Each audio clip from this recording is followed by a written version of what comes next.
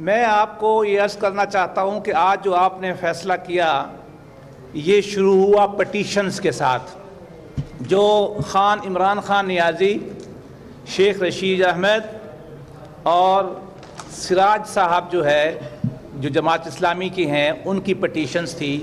ان میں لے دے کے 3 بنیادی باتوں پہ زور تھا۔ ایک، نواز شریف صاحب کو ڈسکوالیفائی کرو، ان کے لندن میں 4 فلیٹس ہیں۔ بھی انہوں نے ٹیکس چوری کیا ہے، ان کو ڈسکوالیفائی کرو۔ اور تیسرا یہ کہ انہوں نے جو سپیچز کی ہیں اس میں کنٹرڈکشن ہے، وہ بھی لندن فلیٹ کے بارے میں، لہٰذا ڈسکوالیفائی کرو۔ معاملہ سپریم کورٹ میں گیا۔ پاکستان کی تاریخ میں، بلکہ کامن ویلتھ کی تاریخ میں یہ پہلا واقعہ تھا کہ اتنی فیکچول کنٹروورسی کی وجہ سے سپریم کورٹ براہ راست اس کا جورسڈکشن لے۔ لیکن ہمارے لیڈر نواز شریف صاحب نے یہ فیصلہ کیا کہ ہم کسی بھی ٹیکنیکل بنیاد میں نہیں جائیں گے اور ہمارا دامن صاف ہے، ہم عدالت میں جائیں گے، اپنا موقف پیش کریں گے۔ اس کے بعد اگلا سٹیپ آیا کہ 20 اپریل کو ججمنٹ آ گئی۔ اس میں 2 جج صاحبان نے ایک فیصلہ دیا، ان کے 3 ساتھیوں نے ان کی بات نہیں مانی اور اس کے نتیجے میں ایک GIT تشکیل دے دی گئی۔ ہم ادب سے اس پروسیس سے لے کر آج تک کے اوپر میں اس پہ تبصرہ کرنا چاہتا ہوں۔ ہماری رائے میں GIT پہلی بات تو ہے کہ اس طرح کے پولیٹیکل کویسچن کو جہاں ایک پولیٹیکل پارٹی ایک دفعہ دھرنے سے اقتدار نہ لے سکی، لاک ڈاؤن سے نہ لے سکی، اور پھر عدالت کے کندھوں پہ آنے کے لیے، اقتدار کے لیے یا ایک گورنمنٹ کو گرانے کے لیے، یہ خالص پولیٹیکل کویسچن ہے۔ عدالتیں اس کنٹروورسی میں پھنستی ہیں تو نقصان ہوتا ہے، یہ پوری دنیا کا جورسپروڈنس ہے۔ لیکن بہرحال عدالت عظمیٰ نے یہ لیا، اور اس کے بعد تاریخ میں کبھی ہم یہ سمجھتے ہیں کہ اس طرح کی جوائنٹ انویسٹیگیشن ٹیم نہیں بنی۔ ہم نے اس کو قبول اس لیے کیا کہ کوئی یہ نہ کہے کہ یہ پروسیس سے بھاگنا چاہتے ہیں۔ اور یہ بھی میں ادب سے عرض کرنا چاہتا ہوں، یہ بھی غالباً انسانی تاریخ میں پہلی دفعہ ہوا ہوگا کہ انویسٹیگیشن کے عمل کو جج صاحبان براہ راست سپروائز کر رہے ہوں۔ یہ آپ کو معلوم ہے کہ انویسٹیگیشن الگ کام کرتی ہے، پراسیکیوشن الگ کام کرتی ہے، اور جوڈیشری ایفرٹ الگ کام کرتی ہے۔ یہ جو کامن لا کا ایک اسٹیبلشڈ نارم ہے، ہم سمجھتے تھے کہ سیپریشن آف پاور کا، ہم سمجھتے ہیں کہ یہ بھی اس میں ہماری رائے میں اس پر عمل نہیں کیا گیا۔ اس کے بعد GIT کی جو فارمیشن ہے، اخبارات میں ہم نے پڑھا ہے کہ اس میں ماڈرن ڈیوائسز جو ہیں وہ واٹس ایپ سے وہ شروع ہوتی ہے۔ عدالت عظمیٰ کو حق حاصل ہے کہ وہ جس بندے کو منتخب کرے، لسٹ سے نام چن لے، بالکل ٹھیک ہے، لیکن کم و بیش جو میرا تاریخ کا مطالعہ ہے، تاریخ قانون کا، اس میں ہم نے کبھی نہیں دیکھا کہ اس طرح کی باتیں سامنے آئیں۔ اس کے بعد GIT بنی۔ ہم نے ادب کے ساتھ گزارش کی کہ ایک ان میں وہ آدمی ہے جو ہمارے خلاف ریفرنس بنا چکا، ایک وہ آدمی ہے جو ہمارے خلاف برقع میں CF رہا، اس کی بیوی الیکشن لڑتی رہتی ہے۔ ہماری گزارشات ہم نے رکھی، وہ نہیں سنی گئی۔ ہم نے یہ ان کو بتایا کہ جناب وہ لوگوں کو بلاتے ہیں، تھریٹ کرتے ہیں، کہتے ہیں نواز شریف صاحب کے خلاف ایفیڈیوٹ واپس لے لو ورنہ اپروول بنانے کی کوشش، یہ بھی معاملہ چلتا رہا۔ پھر آخر میں رپورٹ آ گئی۔ اب رپورٹ پہ آ جائیں۔ رپورٹ ساری کی ساری، اکثر حصہ اس کا مخبر کی رپورٹ کے اوپر ہے۔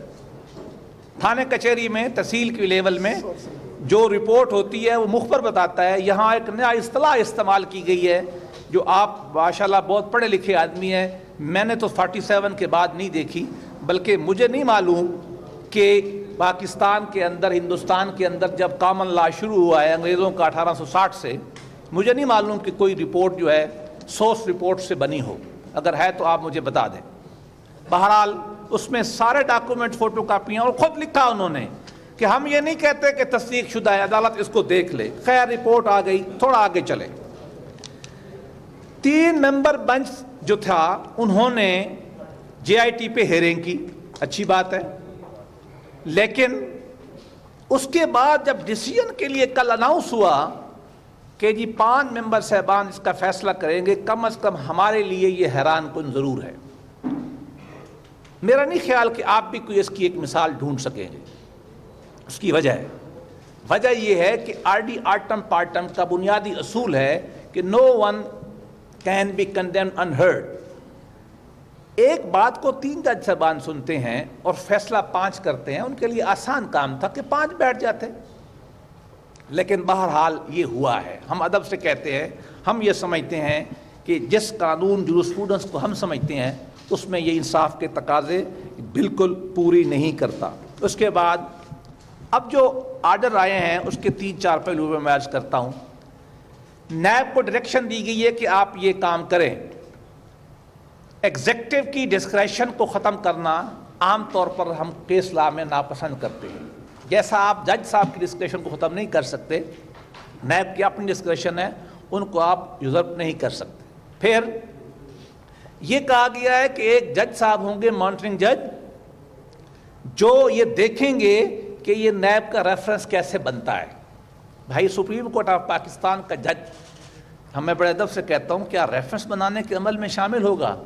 کیا انصاف کے تقاضے اس سے ہمارے پورے ہو سکیں گے جو فنڈامنٹل رائٹ ہے؟ پھر کہ وہ 6 ہفتے میں کریں، ٹھیک، جو عدالت سنے گی وہ کیس، نیب عدالت پنڈی کی، اسلام آباد کی، اس کی براہ راست سپرویژن جو ہے وہ سپریم کورٹ کے وہ جج کریں گے۔ اس کی کیا مجال ہوگی کہ وہ ملزموں کو یا کسی کو وہ کس طرح ان کا فیئر ٹرائل کرے گا، آرٹیکل 10 کے تقاضے کیسے پورے کرے گا؟ آپ خود اس کا اندازہ لگا لیں۔ تھوڑا آگے چلیں۔ الزام تو یہ تھا کہ اربوں روپے، 50 ارب سے خان صاحب شروع ہوئے تھے کہ 50 ارب روپے کی کرپشن ہو گئی، پھر کہا 10 ارب کے وہ فلیٹ ہیں، موٹر وے میں کمیشن ہے، فلاں ہیں، 30-35 سال کا ایک ایک کاغذ چھان مارا گیا۔ عدالت عظمیٰ کے 3 جج، 5 جج، 3 جج اور JIT 6 بندے، اور شاید ان کے ساتھ اور بھی بہت سارے لوگ شامل ہوں گے جن کو ساتھ بھائی جنات کہتے ہیں۔ چونکہ میں نے 12 کہا ہے کہ میں عاجزی کے ساتھ کہتا ہوں کہ میں اچھا ایک وکیل ہوں، میں یہ رپورٹ 1 سال میں نہیں لکھ سکتا۔ میں اللہ اعلان کہتا ہوں کہ یہ رپورٹ لکھی جانے والی ہے نہیں، لیکن اس کے اندر بھی آپ کو 1 روپے کا بھی الزام نہ ملا، نہ موٹر وے کمیشن کا، نہ ایئرپورٹ میں کمیشن کا، نہ پاور پلانٹ میں کمیشن کا، نہ LNG کا۔ اب آپ ان کو ڈسکوالیفائی کرنا چاہتے ہیں کس بات پہ کہ جی 2013 میں جب انہوں کو نامینیشن پیپر دیے، انہوں نے جو رقم لی ہی نہیں، خود لکھا ہے، جو لی ہی نہیں اپنے بیٹے سے، وہ ریسیویبل ہو سکتی تھی، وہ چونکہ آپ نے ظاہر نہیں کی، لہذا آپ ڈسکوالیفائیڈ ہے۔ بھائی آپ ڈسکوالیفائی کرتے ہمیں کسی کمیشن پہ، کسی کک بیک پہ، کسی کرپشن پہ، لندن کے فلیٹ پہ ہی کر دیتے ہوتی، آپ ٹیکس ایویژن پہ کر دیتے، جو ان کی پریئرز تھی 3، وہ تینوں کی تینوں نہیں ہیں۔ میں اس کو انٹرپریٹ کر سکتا ہوں، حق بجانب ہوں یہ طے کرنے میں کہ تینوں کو تینوں الزام تو آپ کے سپریم کورٹ نے نہیں مانے جو آپ نے ہمارے اوپر لگائے تھے۔ میں آخر میں 2 باتیں عرض کرنا چاہتا ہوں۔ پہلی بات تو یہ ہے کہ کبھی بھی 1947 سے لے کر آج تک کسی ایک وزیر اعظم نے اپنے 5 سال پورے نہیں کیے۔ یہ تاریخ کی آئرنی ہے، یہ سازش ہے، ہماری میچورٹی ہے، جو بھی آپ نام دے دیں، امر واقعہ یہی ہے۔ اور اس کے برعکس ایک خود ساختہ فیلڈ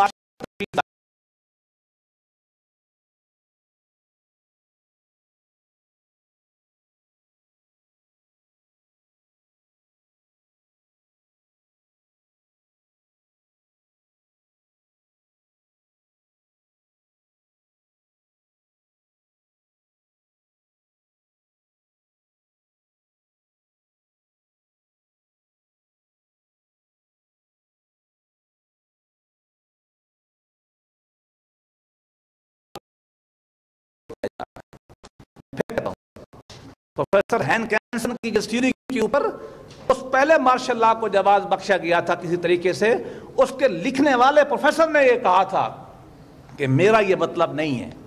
پھر دوسرے آتے ہیں جناب امیر المومنین، وہ بھی بڑی طویل عرصہ تک رہتے ہیں، اور پھر تیسرے آ جاتے ہیں وہ بھی پتہ نہیں 9 سال وہ بھی رہتے ہیں۔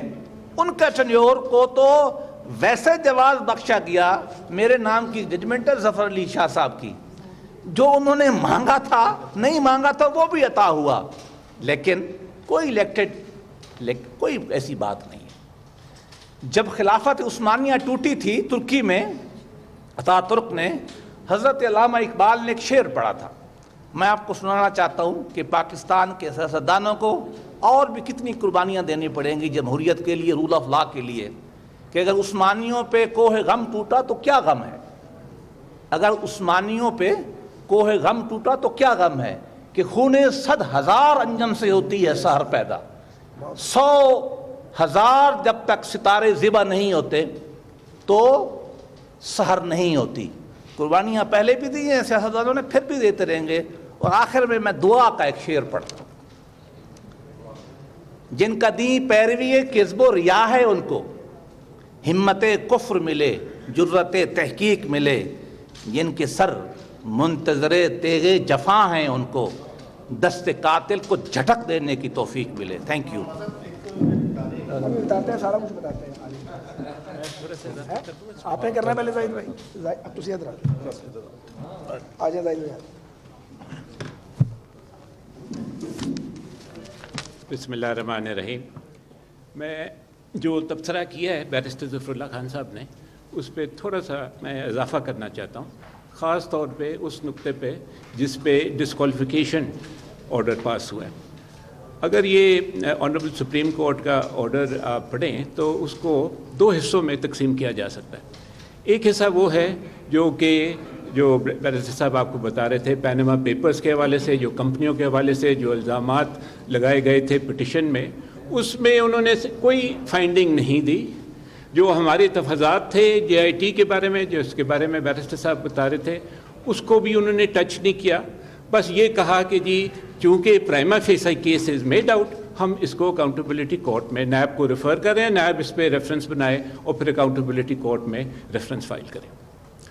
جو سیریس بات ہے جو ڈسکوالیفیکیشن کی، اس کے بارے میں میں آپ کو ذرا عرض کرنا چاہتا ہوں کہ اس کی جو بنیاد ہے وہ یہ ہے کہ ایک سرٹیفکیٹ آپ کہہ سکتے ہیں، ایک سرٹیفکیٹ پروڈیوس کیا گیا کہ وزیر اعظم چیئرمن ہے یہ کیپٹل FZE کمپنی دبئی میں، اور اس کی سیلری جو ہے وہ 10,000 درہم ہے۔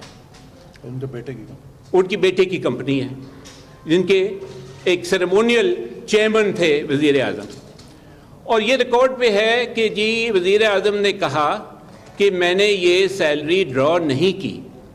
اس کو کوٹ کرتے ہیں آرگیومنٹس میں کہ یہ ڈینائل ہے کہ یہ ایسٹ ہے، لیکن چونکہ وزیر اعظم کہتے ہیں کہ یہ انہوں نے لینی تھی اور یہ نہیں لی، تو پھر بھی ریسیویبل تو ہے نا، اور ریسیویبل ہے تو ایسٹ ہے۔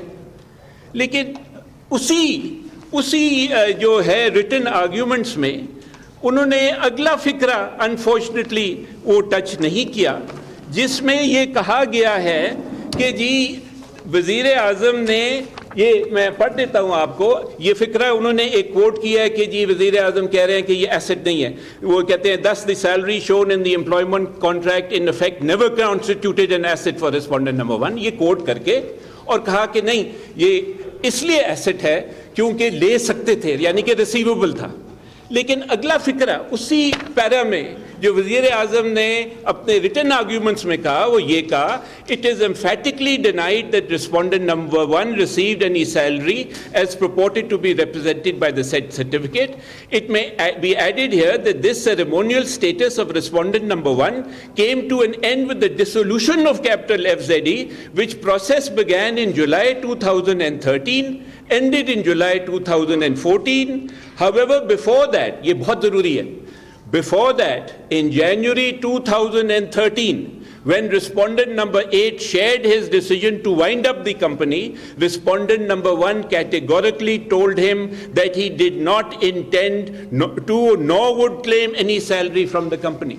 یعنی جنوری 2013 میں اپنے یہ نامنیشن فارم یا ریٹرن جو ہے وہ فائل کرنے سے پہلے، ڈکلیریشن فائل کرنے سے پہلے وزیر اعظم نے اپنے بیٹے کو بتا دیا تھا کہ میرے کوئی انٹینشن نہیں یہ لینے کی، لہٰذا یہ اماؤنٹ پیبل نہیں تھا، اور اگر پیبل نہیں تھا تو ریسیویبل کیسے ہو سکتا؟ تو یہ بنیاد بنی ہے اس ڈسکوالیفیکیشن آرڈر بھی. اس میں وہ کہتے ہیں کیونکہ یہ ریسیویبل ہے، یہ آپ کے ایسٹ ہے، آپ نے ڈکلیئر نہیں کی، لہٰذا آپ آنیسٹ نہیں ہیں اور آپ you are liable under the ROPA and article 62(1)(f). تو یہ میں صرف آپ کو بتا رہا ہوں کہ بنیادی، اور یہ کیونکہ یہ ڈسپیوٹڈ ہے، disputed question of fact, disputed question of fact کو بنیاد بنا کے ڈسکوالیفیکیشن ہے. اور یہ جب بھی ایسی کوئی بات ہوئے یا اتنی سیریس ایک پنشمنٹ آپ کہہ سکتے ہیں جس میں ریفرل تو ایک بات ہے جو ٹرائل ہوئے گی، جس پہ آپ ڈسکوالیفیکیشن کی امپوز کر رہے ہیں، وہاں ڈسپیوٹڈ کویسچن آف فیکٹ پہ جہاں اس پہ ایویڈنس ہوتا کہ یہ واقعی پیبل تھی نہیں ہے، اور جب یہ ہم کہہ رہے ہیں کہ ہماری انٹینشن ہی نہیں تھی یہ لینے کی تو پیبل ہی نہیں تھی تو ریسیویبل نہیں تھی. شکریہ. آسن بھائی میں کر لوں.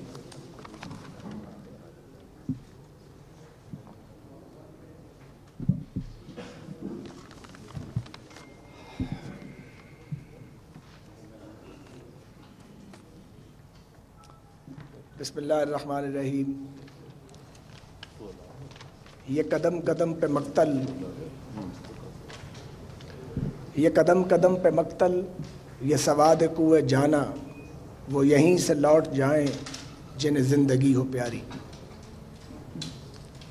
آج کا دن تاریخی نہیں، ایک تاریخ دن ہے. پاکستانی قوم کے حق حاکمیت کو پامال کیا گیا ہے. ہمارے ساتھ انصاف نہیں ہوا. عدالت کے وقار کو انشاءاللہ ملحوظ خاطر رکھیں گے. اپنے کارکنان سے کہتے ہیں کہ وہ پرامن رہیں.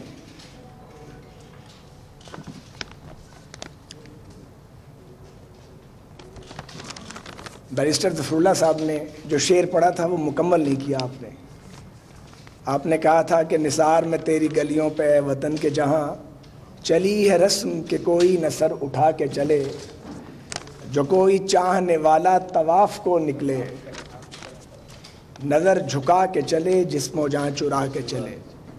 ہم نظر جھکا کے نہیں چلیں گے، ہم انشاءاللہ نظر اٹھا کے چلیں گے. ہمارے ساتھ یہ پہلی بار نہیں ہوا، بار بار ہوا ہے. ہم بہت اچھی طرح جانتے ہیں کہ میاں نواز شریف کا اور مسلم لیگ نون کا جرم کیا ہے. ہم کیا مانگتے ہیں؟ ہم پاکستان میں سول سپریمیسی مانگتے ہیں. ہم کیا مانگتے ہیں؟ ہم منتخب ہو کے ایوانوں میں آتے ہیں اور رسوا کر کے ایوانوں سے نکالے جاتے ہیں،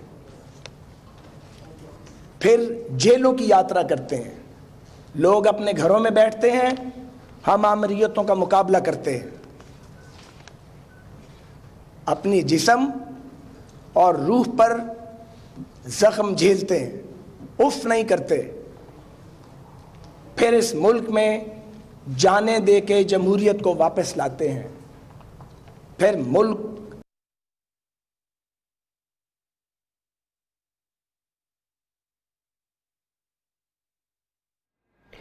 مسلم لیگ نون کے رہنما سعد رفیق اس وقت میڈیا ٹاک کر رہے ہیں، اور اس سے پہلے ان کے ساتھ موجود تھے زاہد حامد، بیرسٹر ظفراللہ. اور زاہد حامد نے کہا کہ رپورٹ میں ہے کہ وزیر اعظم نے کہا ہے کہ میں نے تنخواہ نہیں لی. بیرسٹر ظفراللہ نے کہا کہ تاریخ میں کبھی بھی اس طرح کی JIT نہیں بنی ہے. نہیں جاتی کہ نواز شریف ڈکٹیشن نہیں لیتا. نواز شریف کے ساتھ یہ پہلی بار نہیں ہوا. وہ سازشی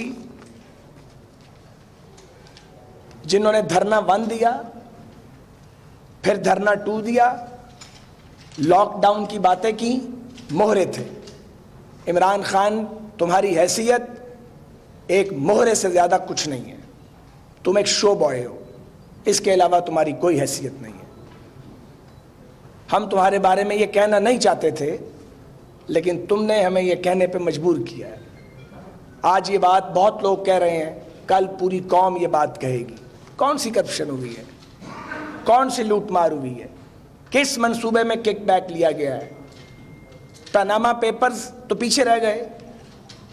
ये डिस्क्वालिफिकेशन पनामा पेपर्स की बुनियाद पे हुई है, किसी करप्शन की बुनियाद पे हुई है, ओहदे के नाजायज इस्तेमाल की बुनियाद पे हुई है? जी नहीं। बेटे की एक कंपनी, वालिद उसका सेरेमोनियल चेयरमैन, 1 टका वसूल नहीं किया, अकामा और कागजात नामजदगी के दौरान लफ किए गए और हम डिस्क्वालीफाइड हैं।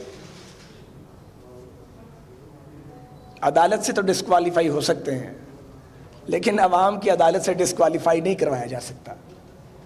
इंशाल्लाह हम कम बैक करेंगे, लौटेंगे वापस, पर इस बार फैसला बड़ा होगा। इस बार फैसला छोटा नहीं होगा। बार बार इंतखाबात में जाना और इंतखाबात में जीत के आना और फिर हाथ पांव बंधवा के वापस चले जाना, ये कोई काम नहीं है। हमने अपने लीडर से कहा है और हमने अपनी पार्टी में ये बात की है कि नई शराइत लिखी जाएंगी इस मुल्क में। अब इस मुल्क को रूल कौन करेगा और कैसे रोकी जाएगी अदारों के काम में मदाखलत, और कैसे आइन पर हरफ बहरफ अमल होगा, और क्यों वज़राए आज़म को जलील करके रुस्वा करके निकाला जाता है, किसी को फांसी पे लटकाया जाता है, कोई जलावतनी उसका मुकद्दर करार पाती है, और दूसरा वज़ीर आज़म डिस्क्वालीफाई कर दिया गया है। किस बात पे? और सादिक और अमीन की कहानी मेरे दोस्तों अब चलेगी, लेकिन सादिक और अमीन की कहानी सिर्फ वज़ीर आज़म या सियासतदानों तक नहीं रहनी चाहिए। ये हर उस जगह जानी चाहिए जहां फैसले किए जाते हैं। हम इस कहानी को छेड़ना नहीं चाहते थे। हम समझते थे कि 62 और 63 ये भी आइन में तजावज़ात हैं जो एक डिक्टेटर के दौर की इंक्रोचमेंट है। ये हमारी नालायकी कह लें कि हम इसको निकाल नहीं सके, या ये कह लें कि अगर निकालते तो एक परसेप्शन पैदा किया जाता कि सियासतदान अपने आप को महफूज करते हैं। लेकिन क्या ऐसी शिकायत बाकियों के लिए भी मौजूद हैं जो फैसले करते हैं? इसका जायज़ा लेना होगा।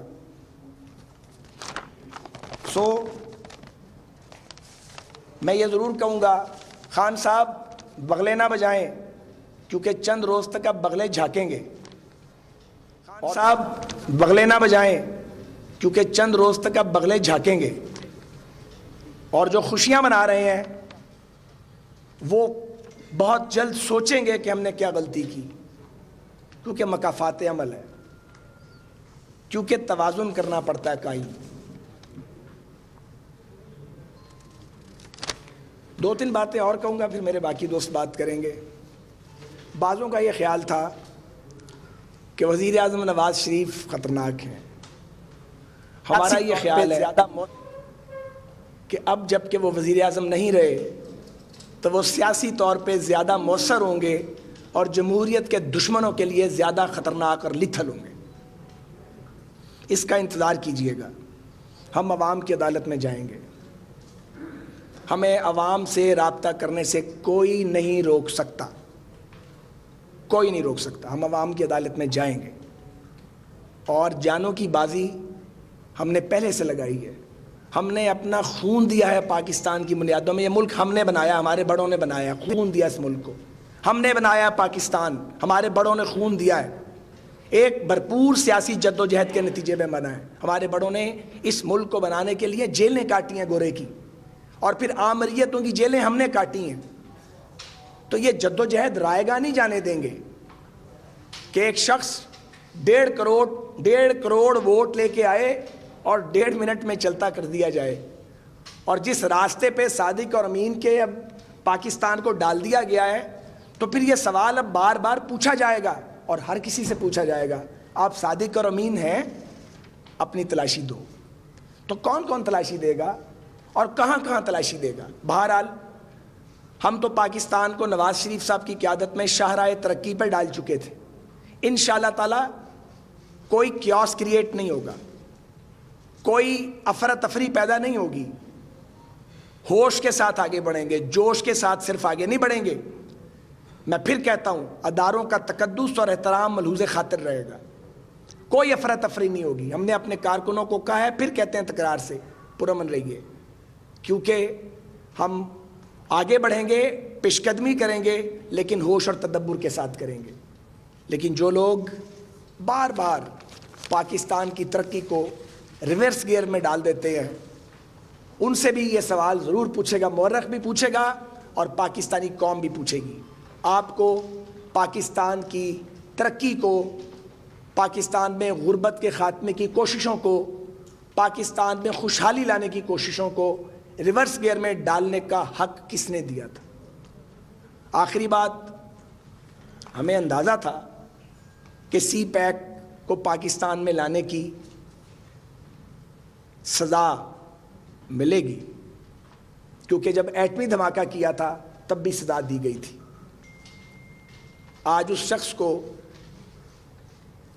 ایک چھوٹے سے نقطے کی بنیاد پر, کسی رشوت یا کرپشن کی بنیاد پر نہیں, نااہل قرار دلوایا گیا عدالت سے, جو ایٹمی پاکستان کا معمار ہے, وہ شخص جو جدید پاکستان کا معمار ہے, وہ شخص جو ایک ویژن رکھتا ہے پاکستان کو آگے لے کے جانے کا اور کر کے دکھاتا ہے. ہم نے باتیں نہیں کی, ہم نے تو کام کیا ہے. کوئی دکھائے فوجی ادوار تھے یا سول ادوار تھے کہ 4 برس میں ملک جو بدترین حالت میں تھا اس کو اس کے قدموں پر کھڑا کیا. اگر کسی اور نے تو اس کا نام بتایا جائے. بہرحال یہ ایک جہد مسلسل ہے. خیال تھا کہ یہ جدوجہد اب اپنی منزل پہ پہنچ جائے گی اور کچھ زندگی میں آرام ملے گا, لیکن لگتا یہ ہے کہ ہمارے نوجوان, ہمارے بچے اور ہماری اولادیں اس جدوجہد کو جاری رکھیں گے. پاکستان پائندہ باد. ابھی ٹھہر آسن اقبال شاید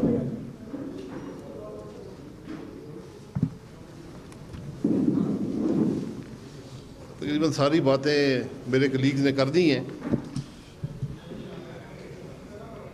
ہم نے چند ہفتے پہلے بھی اپنا مقدمہ پاکستان کے عوام کے سامنے رکھ دیا تھا اور یہ کہا تھا کہ انصاف کی توقع ہم نہیں رکھتے, اور آج اس ججمنٹ نے ثابت کر دیا.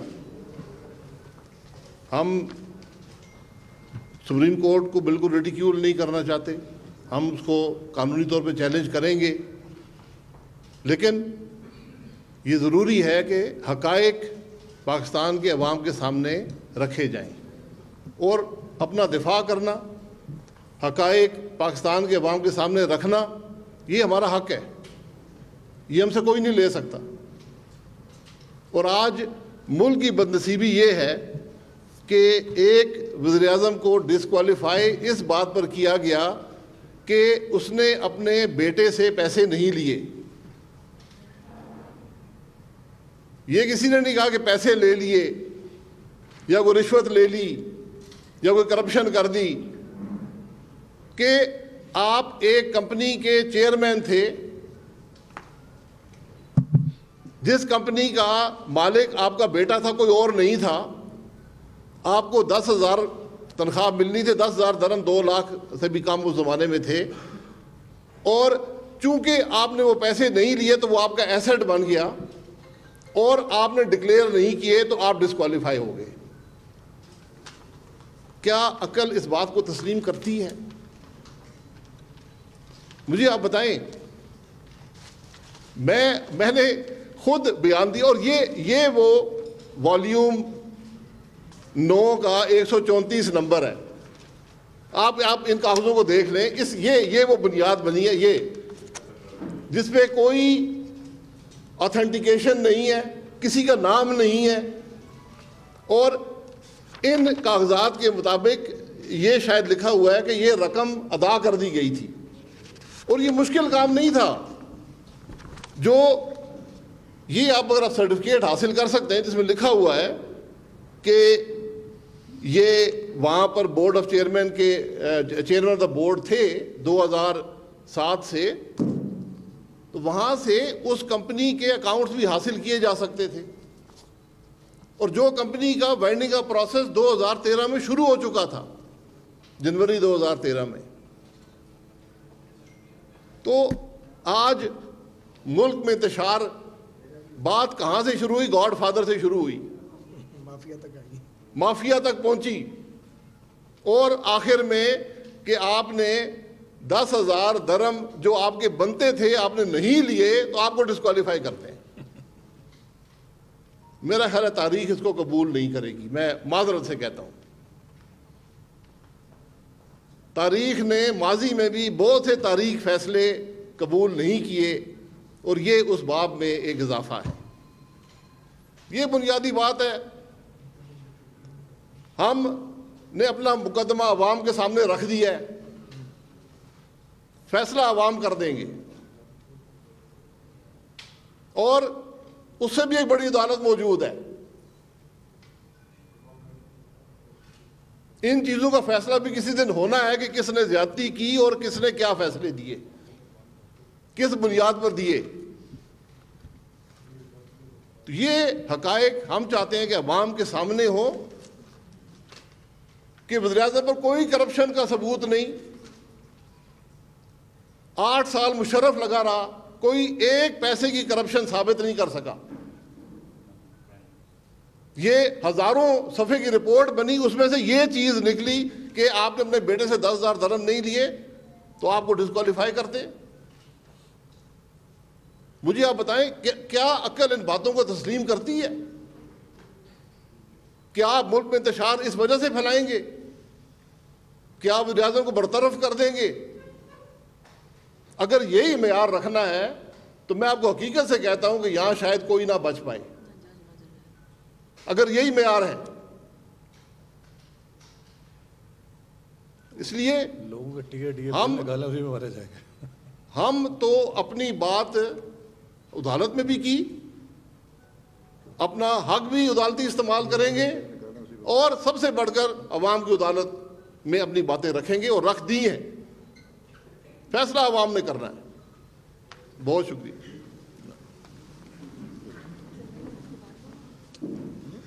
ادھر آ جائیں۔ بسم اللہ الرحمن الرحیم۔ جیسا کہ آپ سب ہمارے کولیگز کی بات سن چکے ہیں، سب سے پہلے تو میں پاکستان مسلم لیگ نون کے ووٹر سے مخاطب ہوں گا، اور پھر پاکستان کے عوام سے، چونکہ پاکستان مسلم لیگ نون کا ووٹر ہے جس نے نواز شریف صاحب کو مینڈیٹ دیا کہ وہ پاکستان کے وزیر اعظم منتخب ہوں، اور پاکستان کے عوام کہ وہ وزیر اعظم منتخب ہوئے اور ان کی خدمت کرتے رہے۔ تو آج میرا پاکستان مسلم لیگ نون کے ممبر کی حیثیت سے سپریم کورٹ کے فیصلے کے نتیجے میں اپنی قیادت پہ اعتماد 10 گنا بڑھ گیا ہے۔ میں 1988 میں وزیر اعظم نواز شریف کے سیاسی سفر میں شریک ہوا تھا، جب امریکہ سے پڑھ کر آیا اور محمد خان جنیجو کی حکومت کو برطرف کیا گیا، اور شاید وہ محمد خان جنیجو کے جسے آج سیاسی اور جمہوری تاریخ میں کہا جاتا ہے کہ پاکستان کے سب سے معصوم ترین وزیر اعظم تھے، دیانتدار بھی تھے، اور انہیں بھی چور اور ڈاکو بنا کے برطرف کیا گیا۔ اس چیز نے میرے اوپر بہت اثر ڈالا، اور میں نے نواز شریف صاحب کے سیاسی قافلے میں شمولیت اختیار کی۔ میں یہ بات دکھ کے ساتھ کہنا چاہتا ہوں کہ یہ بال سفید ہو گئے ہیں، پوری زندگی اس سفر میں گزار دی ہے۔ آج ہم پھر 1988 کی وہ جون کی گھڑی میں کھڑے ہیں۔ 30 سال میں پاکستان کو ہم آگے نہیں لے کر جا سکے۔ افغانستان کے اندر سیکیورٹی آف ٹینیور اسٹیبلش ہو گیا کہ وہ جو کارزئی صاحب 6 سال پورے کر گئے، اب اشرف غنی صاحب 6 سال پورے کریں گے، اور اگلا بھی 6 سال پورے کرے گا۔ ہمیں 70 سال ہو گئے ہیں کہ اس عہدے میں کیا مینوفیکچرنگ ڈیفیکٹ ہے کہ پاکستان کا کوئی وزیر اعظم اس اہل نہیں کہ وہ اپنے 5 سال پورے کر سکے. اور آپ نے دیکھا کہ یہ جو ابھی شاہد خاقان عباسی صاحب نے آپ کو تفصیل بتائی کہ عمران خان صاحب اور ان کے جو ساتھی ہیں وہ شروع ہوئے کہ جناب 50 ارب روپے کی کرپشن، پتہ نہیں پھر 10 ارب کی کرپشن، پھر وہ 4 فلیٹ جی اتنے ارب کی مالیت کے اور کیا کیا. اور آج جب یہ فیصلہ آیا تو مجھے لگا وہ محاورہ یاد آ گیا کہ کھودا پہاڑ نکلا چوہا اور وہ بھی مرا ہوا. یعنی کہ جو پریئر تھی کہ جناب یہ نواز شریف صاحب لندن کے 4 فلیٹوں کے مالک ہیں، پریئر یہ تھی کہ جناب نواز شریف صاحب نے جتنی کرپشن کی ہے پاکستان میں اتنی کسی نے نہیں کی. جو پریئر تھی کہ پاکستان کے اندر ان کے پاس جتنی دولت ہے اس کا انہوں نے اظہار نہیں کیا اپنے ٹیکس ریٹرنز کے اندر. تو اگر یہ نااہلیت اس بنیاد کے اوپر ہوتی کہ کوئی قطعیت کے ساتھ اس جے آئی ٹی کی رپورٹ کی روشنی میں عدالت کہتی کہ یہ ہمارے پاس واضح اور 2 ٹوک ثبوت آ گیا ہے کہ نواز شریف صاحب ان فلیٹس کے مالک ہیں اس لیے ہم نااہل کر رہے ہیں، تو کچھ شرمساری ہوتی ہے ہمیں آج. اگر عدالت کے فیصلے میں یہ ہوتا کہ جناب اتنے کروڑ کے اثاثے ہم نے آپ کے دیکھے ہیں، جو آپ نے اتنے ارب کے اثاثے ہیں ان کو اپنی ڈیکلریشن میں شامل نہیں کیا تھا تو ہم آپ کو نااہل کر رہے ہیں، تو کوئی بات ہوتی. نااہل کیا جا رہا ہے 20 کروڑ عوام کے منتخب وزیر اعظم کو، جو ایک نیوکلیئر کنٹری کا وزیر اعظم ہے. کس بنیاد پہ کہ 10,000 درہم کی تنخواہ آپ نے اپنے بیٹے کی کمپنی سے، جو اس کے آپ چیئرمین تھے، وصول نہیں کی. آپ وصول کر سکتے تھے، لہٰذا وہ آپ کا اکاؤنٹ ریسیویبل تھا اور لہٰذا آپ کا ایسٹ تھا، اور آپ نے اس کو ڈکلیئر نہیں کیا. میں آپ کو یہ عرض کرنا چاہتا ہوں کہ چلے اگر میرے جیسا کوئی غریب آدمی 10,000 درہم کو ڈکلیئر نہ کرے تو وہ میرے ایسٹس کا شاید 20% یا 30% بنے گا.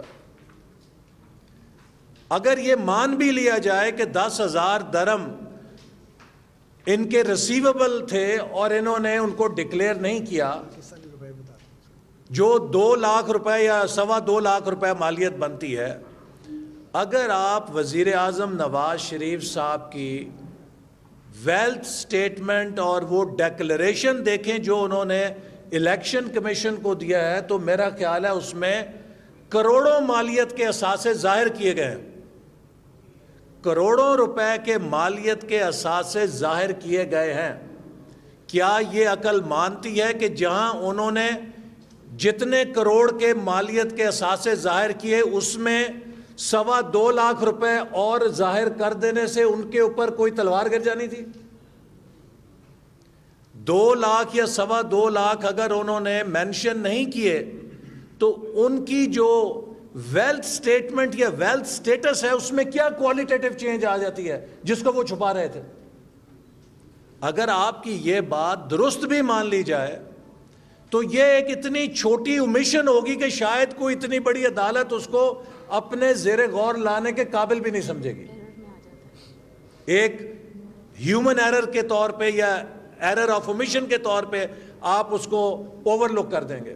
آپ کوئی بھی اسٹیٹمنٹ بنائیں، اگر آپ 10 کروڑ کی اسٹیٹمنٹ بنا رہے ہیں اور اس میں 10-20 ہزار روپے یا 1-2 لاکھ کی اومیشن نظر آ جائے تو یو ول اوور لک کہ یہ ہیومن ایرر بھی ہو سکتا ہے. لیکن آپ یہ دیکھیے کہ وہ وزیر اعظم جس پہ آپ نے اربوں روپے کی کرپشن کے الزامات لگا کے پورے ملک کو تہو بالا کر دیا، پچھلے 1 سال سے ایک ہیجان پیدا کیا ہوا ہے، تو اس اربوں روپے کی کرپشن کی کہانی کے اندر سے نکلے 2 لاکھ روپے، اور وہ 2 لاکھ روپے بھی کہ جن کو میں نے مرا ہوا چوہا کیوں کہا کہ جی یہ ریسیویبل ہو سکتے تھے، آپ نے لیے نہیں, یہ ہو سکتے تھے. ایک امکان کے مفروضے کے اوپر وزیر اعظم کو ڈسکوالیفائی کر دیا گیا.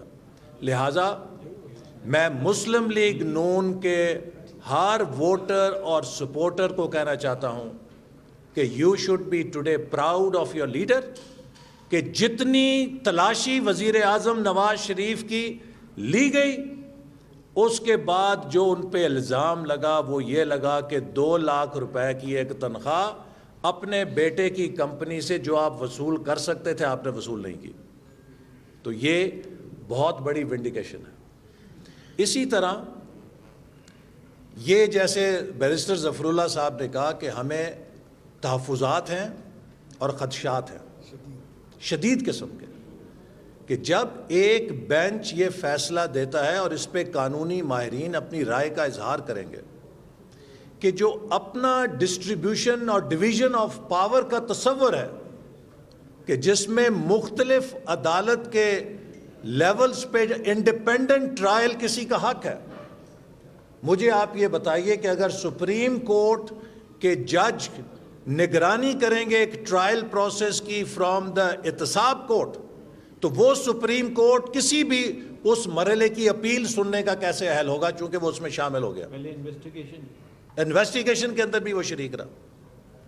تو یہ جو جورسپروڈنس ہے جو صرف وزیر اعظم نواز شریف کے لیے ایجاد ہو رہی ہے یا اختراع ہو رہی ہے یا نئی پیدا ہو رہی ہے, میں بہت ادب کے ساتھ, عدالت کا ہم ادب کرتے ہیں, ہم نے عدالت کے لیے بڑی سٹرگل کی ہے, لیکن یہ وہ روایات نہیں تھیں جن کے لیے مجھے معذرت سے کہنا پڑتا ہے کہ ہم نے سٹرگل کی تھی.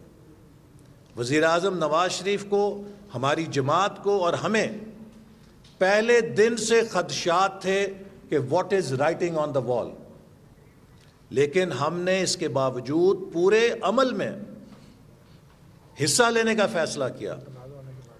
وزیر اعظم چاہتے تو یہ کہہ سکتے تھے کہ میرے بچوں نے جلا وطنی کے بعد, میں نے جلا وطنی اختیار نہیں کی, مجھے جنرل مشرف نے جلا وطن کیا, اور ملک سے باہر جب ہمیں پھینکا گیا تو ہم نے وہاں کا بچوں نے کاروبار کیا, وہ بالغ ہیں اور وہ اس قانون کو جواب دیں. پاکستان میں وہ جواب طلبی کے پابند نہیں ہیں, لیکن اس کے باوجود وزیر اعظم نے اپنے تمام بچوں کو 6 دفعہ جی آئی ٹی کے سامنے کہا, اپنے بچوں کو کہا کہ آپ جائیں اور ہر چیز کا جواب دیں چونکہ ہمارے ہاتھ صاف ہیں.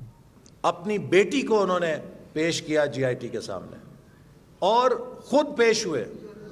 ان کے والد کا احتساب کیا گیا جو فوت ہو چکے ہیں, ان کی والدہ کو بیچ میں دریگا گیا. اپنی پوری فیملی کی ہر طرح سے انہوں نے تذلیل کو برداشت کیا, صرف اس لیے کہ کوئی یہ انگلی نہ اٹھا سکے کہ وزیر اعظم شاید کچھ چھپانا چاہتے تھے. اور اس کے بعد جب سارے جوابات دیے گئے تو پھر سامنے یہ نکلا کہ جی آپ ایک ایسے 10,000 درہم کے اوپر ڈسکوالیفائی ہو رہے ہیں کہ جو آپ کے بیٹے کی فرم سے لے سکتے تھے, آپ نے لیے نہیں. اس فیصلے کو مجھے بڑے ادب سے کہنے دیجئے, اینلز آف ہسٹری میں جن الفاظ سے لکھا جائے گا وہ آپ قانون دانوں کے تبصروں سے سن لیں گے, اور شاید یہ ججمنٹ جو ہے دنیا کے لا سکولز کے اندر کیس سٹڈی کے طور پہ بھی پڑھائی جائے گی کہ پریئر کیا تھی اور ججمنٹ کیا ہے. تو میں سمجھتا ہوں کہ پاکستان کے عوام اور مسلم لیگ نون کے ووٹرز کو فخر ہونا چاہیے کہ اتنی بڑی پرسیکیوشن جو کی گئی, اتنی بڑی جو ایک چھلنی لگائی گئی, اس سے جب ان کے وزیر اعظم نے نکلے تو کسی کرپشن کا الزام نہیں لگ سکا, کسی بدعنوانی کی سزا نہیں مل سکی, اور ایک ایسی بنیاد پر ان کو سزا دی گئی ہے کہ اگر اس پیمانے کو شاید اپنایا گیا تو پھر مجھے ڈاؤٹ ہے کہ کون صادق اور امین اس ملک کے اندر ہو سکے گا. تو میں انہی الفاظ کے ساتھ ایک بات یہ کہنا چاہوں گا کہ وزیر اعظم نواز شریف نے آج اپنی پارٹی کے ساتھ جو میٹنگ ہوئی اس میں 2 ٹوک الفاظ میں کہا ہے کہ ہم پاکستان کے عوام کے مینڈیٹ کا دفاع کریں گے، اور انشاءاللہ تعالی مسلم لیگ نون کی حکومت 4 جون 2018 تک اپنا مینڈیٹ مکمل کرے گی، اور ہم اپنے قانونی اور آئینی آپشنز کو استعمال کریں گے۔ خواجہ صاحب ایک منٹ، میں صرف ایک چیز ابھی آپ کو سوال ملتے ہیں، صرف میں یہ کہنا چاہ رہی ہوں، ایک بات ایڈ کرنا چاہ رہی ہوں۔ بسم اللہ الرحمن الرحیم۔ کہ وزیر اعظم پاکستان کا جرم یہ تھا کہ وہ وزیر اعظم پاکستان بنے اور بار بار بنے، لیکن کسی بھی وزیر اعظم کو تو گھر بھیجا جا سکتا ہے، لیکن پاکستان مسلم لیگ نون کے لیڈر محمد نواز شریف کو کوئی گھر نہیں بھیج سکتا۔ وہ اپنی پوری طاقت سے واپس لوٹ کے آئیں گے اور عوام ان کو ان کا یہ حق دلوائیں گے۔ اور جو ساری باتیں میرے سینئر کولیگز نے کی میں ان کو دہراؤں گی نہیں، لیکن as a student of law یہ جو ججمنٹ، یہ جو آرڈر ہم نے دیکھا ہے، اس کے اندر اتنے سوالات اٹھتے ہیں کہ شاید میں آج نادم ہوں کہ میں ایک وکیل کیوں بنی۔ میں بہت نادم ہوں، میں شرمندہ ہوں، کیونکہ اگر میں نے اس قسم کی چیزیں پڑھنی ہیں تو میرے دماغ میں سوال اٹھیں گے۔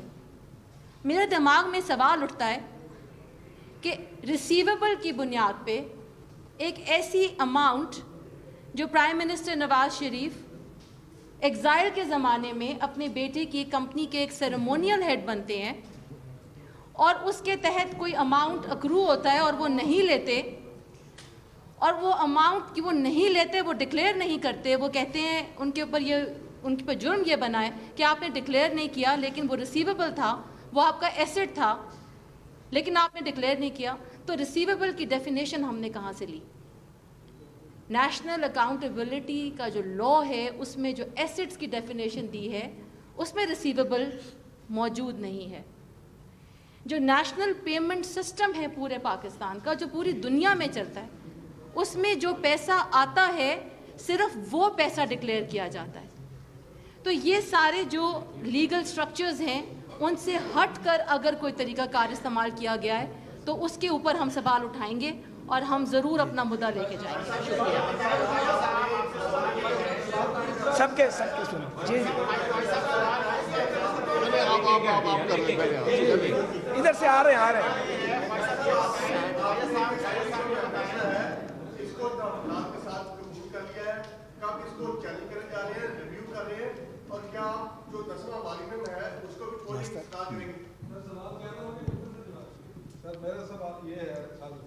پاکستان مسلم لیگ نون نے فیصلے پر عمل درآمد کا آغاز کر دیا ہے۔ فیصلہ قابل قبول نہیں ہے، ہمارے اعتراضات ہیں، ہمارے تحفظات ہیں، اور صدر جماعت اپنے قانونی مشیروں سے مشاورت کر رہے ہیں ریویو پٹیشن کے حوالے سے۔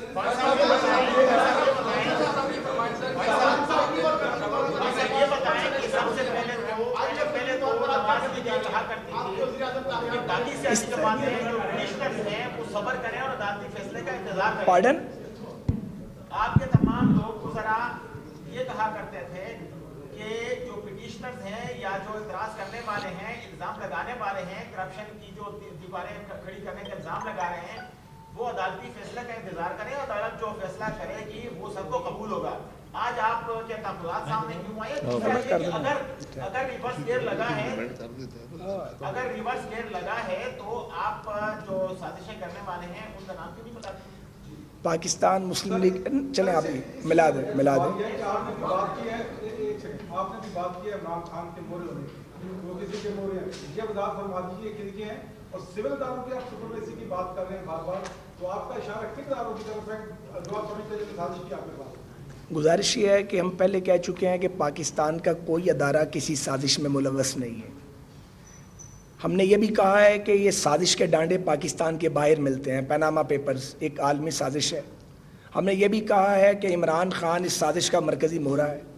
ہم نے یہ بھی اگین اینڈ اگین کہا ہے کہ پاکستان میں بھی اس سازش کے لیے لوگ دستیاب ہیں، اور وہ جا بجا موجود ہیں. فورن فنڈنگ جو کرتے ہیں, فورن فنڈنگ کی بات بھی ہم نے آپ کے سامنے کی. وہی لوگ اسی کا برا ہے نا. جہاں تک فیصلے کی قبولیت کا معاملہ ہے, 2 باتیں ہیں, اور یہ ہمارا فنڈامنٹل رائٹ ہے, اور ہم نے یہ ہمیشہ کہا ہے. اور مجھے اپنے الفاظ, اگر میں بولا ہوں تو مجھے میرے الفاظ دکھا دیں اگر میں نے کہیں بولے ہیں, تو ہمیں تو پہلے بھی نظر آ رہا تھا کچھ. گزارش یہ ہے کہ عدالتی فیصلوں پر عمل درآمد کرنا چاہیے تاکہ انتشار نہ پھیلے, افراتفری نہ پھیلے. عدالتوں کے وقار کو ملحوظ خاطر رکھا جانا چاہیے. عدالت کے وقار کو ملحوظ خاطر رکھا گیا اور انشاءاللہ رکھا جائے گا. لیکن جو ناانصافی ہمارے ساتھ ہوئی ہے اس کا تذکرہ ہم نے آپ کے سامنے کیا ہے, اور اگر P M L N review petition میں جاتی ہے جس کا امکان موجود ہے, اس میں ساری ڈیٹیلز آ جائیں گی سامنے. اب باقی دوستوں سے بات ہم نے وزیر اعظم نے نوٹیفیکیشن ایشوز ہونے سے پہلے یہ استعفیٰ دے دیا تھا. جی جی جس طرح آپ بتا رہے کہ ہم نے یہ فیصلہ کیا کہ ہم احترام ان کے ساتھ مینڈیٹ کا احترام کریں گے, لیکن یہ بھی بتائیں کہ فیصلہ یہ کیوں ہے کہ وزیر اعظم کون ہوگا, نیا وزیر اعظم آپ لوگوں کا. دیکھیے, وہ پاکستان مسلم لیگ نون کی پارلیمنٹری پارٹی کا اجلاس جلد بلایا جا رہا ہے اور اس میں فیصلہ کیا جائے گا. البتہ ایک چیز اور جو میں آپ کو کہنا چاہتا ہوں کہ یہ شاید کسی نے سوال اٹھایا ہے کہ نہیں اٹھایا, اس سوال نے پاکستان میں ایک کانسٹیٹیوشنل کرائسس بھی پیدا کر دیا. دیر از نو گورنمنٹ رائٹ ناؤ.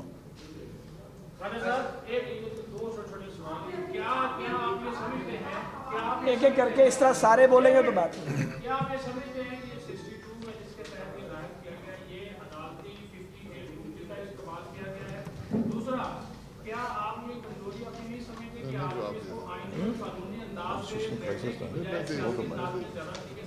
جی نہیں, ایسے نہیں ہے.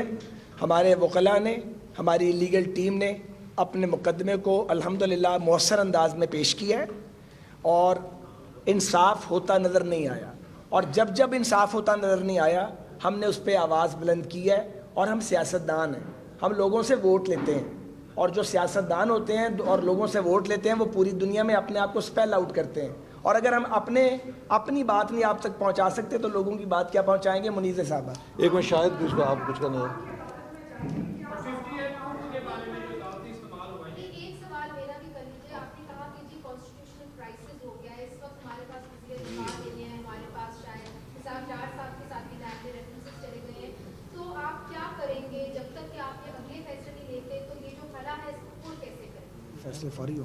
دیکھیے, یہ تو اس وقت آئین کے مطابق ہم چلیں گے, اور صدر صاحب جو ہی قومی اسمبلی کا اجلاس بلائیں گے for the election of the new parliamentary leader, اس کو ہم فالو کریں گے.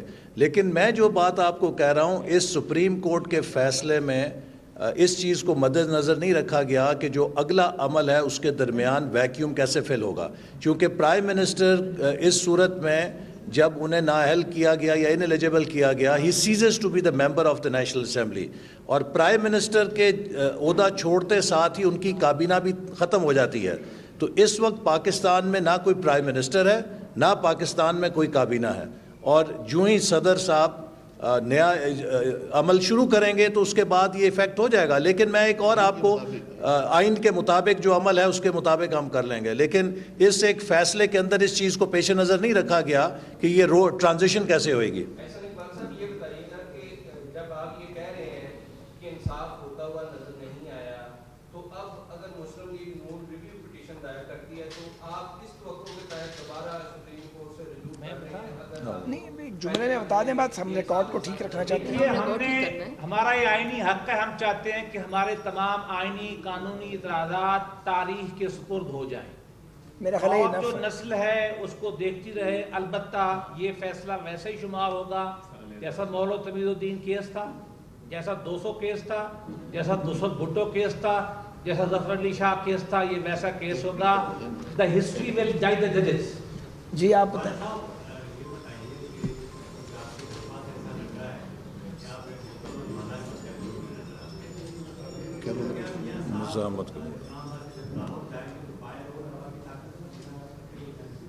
نہیں, اس کا بھی کوئی فیصلہ نہیں ہوا جی.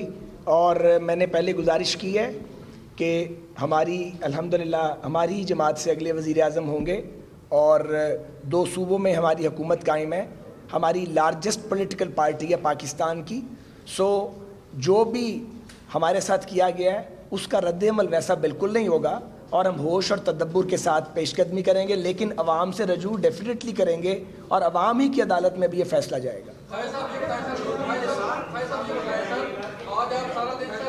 ذرا چوہدری نثار صاحب کا سوال ہے لڑ دیو ذرا جی۔ نثار صاحب نے جو پرائم منسٹر کو کہا تھا، جو انہوں نے گزارشات پیش کی تھی، آج 2 دفعہ ملاقات ہوئی ہے چودھری نثار صاحب کی، تو کیا پرائم منسٹر اور جو حکومتی جماعت ہے وہ اسی طرح عمل کر رہی ہے؟ اور چودھری صاحب کا اس فیصلے کے بعد استعفیٰ، اب تو کیبنٹ بھی ڈیزالو ہو گئی ہے لیکن ان کی رکنیت بھی قومی اسمبلی کی ختم ہو گئی ہے۔ دیکھیں کل ہی چودھری نثار علی خان صاحب نے یہ ڈینائل کر دی تھی، کیونکہ کسی ایک آدھ چینل پہ اس کو مس کوٹ کیا گیا تھا۔ انہوں نے یہ کہا تھا کہ میں استعفے کے بارے میں سوچ رہا تھا، مگر بعض دوستوں سے ملاقات کے بعد میں نے اس کو چھوڑ دیا تھا۔ چودھری نثار علی خان PMLN کے پلر ہیں اور انہوں نے کل کہہ دیا تھا کہ اگر برا وقت ہوگا میں چٹان کی طرح کھڑا ہوں گا۔ وہ اپنی کمٹمنٹ اور اناؤنسمنٹ کے مطابق سارا دن PM ہاؤس میں نواز شریف صاحب کے ساتھ موجود رہے۔ شاہد خاقان آپ ذرا شاہد خاقان صاحب سے سوال شاہد بھائی سے۔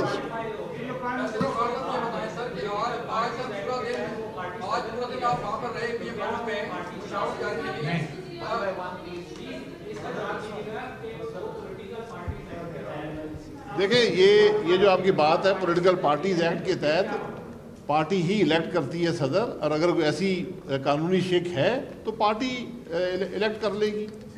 دیکھیے ہم نے ان چیزوں کا جنرل مشرف کے دور میں سامنا کیا ہوا ہے، اور اس وقت بھی مصنوعی طور پہ پرائم منسٹر نواز شریف کو پارٹی کے عہدوں سے علیحدہ کرنے کی کوشش کی گئی تھی، لیکن وہ کامیاب نہیں ہوئی۔ ان کی قیادت پر اس وقت کراچی سے لے کر گلگت تک مسلم لیگ نون کے ہر کارکن کو اعتماد ہے، اور انشاءاللہ ان کی لیڈرشپ میں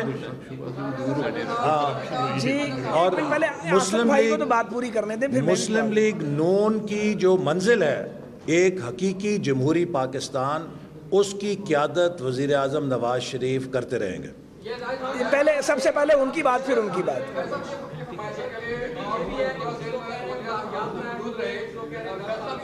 ارشد بھائی ایک سیکنڈ ابھی۔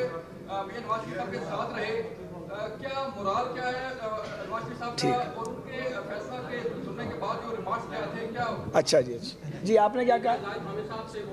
پھر زاہد بھائی بتاتے ہیں، ایک سیکنڈ۔ مورال اور میاں نواز شریف، تو مورال ان کا کوہ ہمالیہ کی طرح الحمدللہ بلند ہے، اور مولانا فضل الرحمان صاحب وہاں موجود تھے اور انہوں نے وہاں ایک کہاوت بھی سنائی جس کا مطلب یہ تھا کہ آپ کے ساتھ کون سا یہ پہلی بار ہوا ہے۔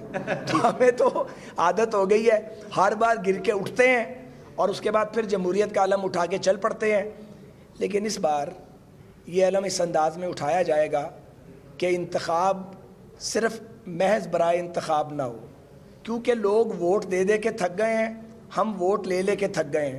جب ہم ریفارمز لاتے ہیں، بیٹرمنٹ لاتے ہیں، کہیں نہ کہیں سے کوئی نہ کوئی حملہ ہو جاتا ہے، تو یہ حملوں کا راستہ بند کرنا پڑے گا۔ اس کے لیے کچھ نئی شرائط اور کچھ نئی ٹرمز جو ہیں اس ملک میں ان کو وضع کرنا پڑے گا۔ میرا خیال ہے thank you very much. Thank you جی، بہت شکریہ۔